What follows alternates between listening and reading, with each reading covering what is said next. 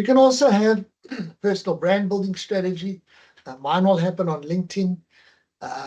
It can happen through industry associations that you become. LinkedIn is a whole thing. You don't just post on LinkedIn. You follow people that you respect and you comment on their posts. You become active. You get to understand the algorithm. That's part of your strategy with LinkedIn. You get to understand the algorithm. And then what differentiates from you from your competition? Big question. What differentiates you from your competition, and how do we add value? See, adding value is a strategy that compensates for cutting price. So people will say to me, sure, can you sharpen your pencil and give me a lower price? Remember, I've used the word investment, or a lower cost for your training session. And instead of saying yes, and I do negotiate, by the way, I'm not completely rigid. I'll say, well, look, instead of reducing the cost, how about I include a 2-hour online Zoom coaching session after the training? So I give them more. How about we include a free sample of this? How about we teach you how to use the chemicals?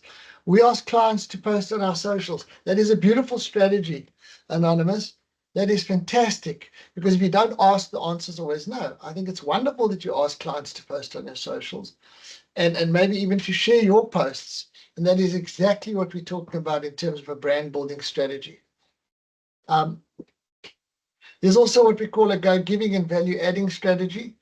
I have a strategy where I say, well, if my client is in a manufacturing industry that uses heavy machinery, like an engineering plant that uses tons of electricity, and I go around and I see another factory that's implemented low voltage lighting and 12-volt transfer, and they've reduced the electricity bill, I'll go and give that information to my clients. I'll even present a document, 10 ways to save costs, 5 ways for more effective use of your chemicals.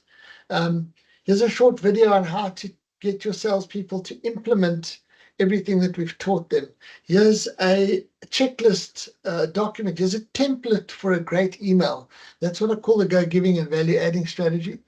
And then the other one is called the pain and pleasure island strategy. It's a fascinating one. I'll just put a little image up here. You might find it interesting. There is a saying in marketing that people buy something to move away from pain or towards pleasure, or both. And we sell something called the boat. And again, the simple example is my sales training is the boat, but I don't spend a heck of a lot of time saying to people, let me tell you about the training. We're going to start off with sales attitude and the left and right. I don't go about that.